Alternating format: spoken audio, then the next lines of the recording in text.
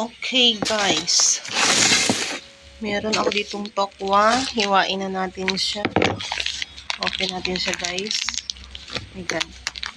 Meron siyang water.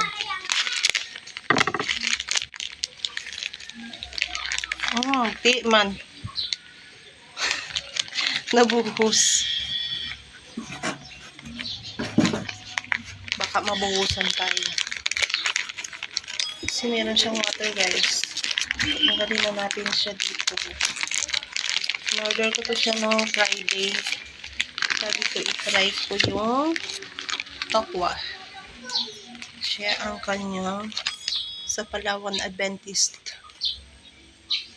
Buhos natin. Ito na siya guys. Lutuin natin siya.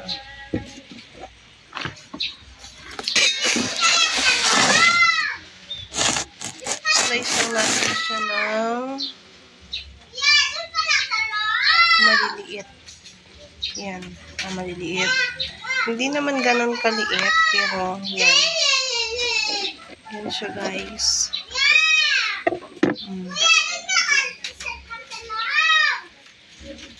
Yan siya kalapad. Tapos prituhin natin siya. No? Ganito kalaki. Try natin siyang lutuin. Wow.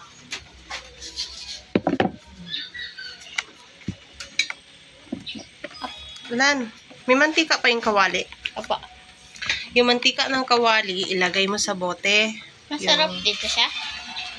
Search ko nga ito sa Google. Tapos, pag nalagay mo na sa bote, hugasan mo yung kawali. Tapos, magpiprito tayo nitong tokwa. Limutan ko. Healthy products ito guys. Alam niyo ba ang tokwa ay healthy? Ha? Limutan ko agad. Kuha ka doon ng harina. Tsaka magic sarap. Para mamaya ay titimplahan na lang natin siya guys.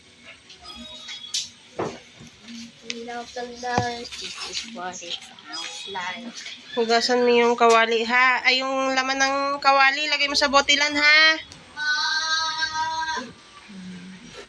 Nautusan ko na yan siya. Kaya lang minsan bungol yan siya.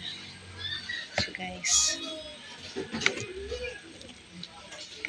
Nakalimutan ko na kung paano ginawa ni ate ito. Pero subukan natin ulit. Ano guys, tingnan nyo. Ang dami niya meron dito sa plato. Diba? Ilang grams ba ito? Pang 500 grams. Yung isang ganito ba? Ay 500 grams siguro. Tapos yan na siya guys. Ang dami. Kaya lang marami naman kami kakain. I-coated ko lang to siya sa flour. Flour na mayroong magic sarap. Nakalimutan ko kasi magbili ng crispy fry sa palengke. So yun.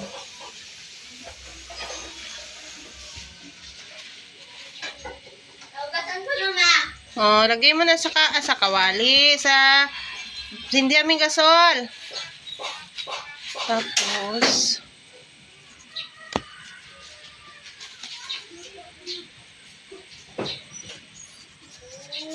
ito yung tinimpla ko kanina sa pag-ano ko ng crispy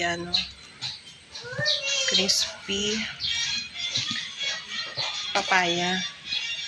So ngayon, tatry natin siya dito guys. No? Oh my God. Ingay naman ang truck na yun. Ayan siya. Diba? I-coat lang natin siya. Same as dito sa isa. Baliktarin ko lang. Lagyan ko ng magic sarap.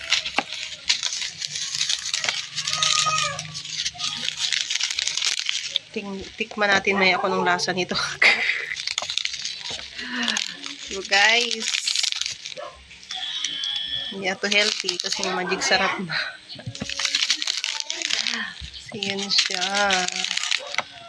Natutuwa lang ako. After ng ilang years, ngayon lang ulit ako kakain ng tokwa. Sabi ko nga kay Kevin,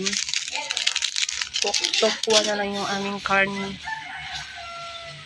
Yun guys. I'm done. I'm done. Mamaya ay pipirituhin ko na to siya. Okay na yung mantika, Lan? Ano na? Lan! Bungol, bungol. Bungol. Idalahin natin siya dito sa loob. At dito tayo magpipito ng ating tokwa. Open the lights, please. So yun, ipasok ko naman yung iba dito. Yes, may pasok ka na bukas, Day. Magluto tayo ng tokwa. Sinong na-miss mo? Si Sir o yung school? Si Sir. Ah, si Sir? Na-miss mo na si Sir? Yeah. Ay, busog ako ah. So, yun siya guys. Prituhin na natin siya, no? Ang ating kawali guys ay nakasalang na. So, yun. Magprito na tayo para sa ating ulam. Yan, mainit na yung kawali. Ang hirap ba kayong nag-vlog ka na wala kang cameraman? Sa totoo lang, promise. Ow! Ow! Ow! Ow! Muntik na maging fried yung aking kamay, guys. Ow! So yun, nakapagprito na ako ng dalawa. Yan.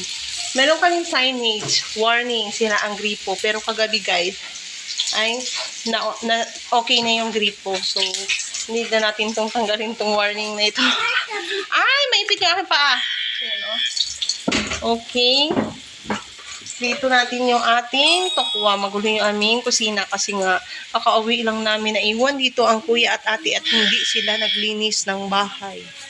So tayo maglilinis guys. Ma! Ma!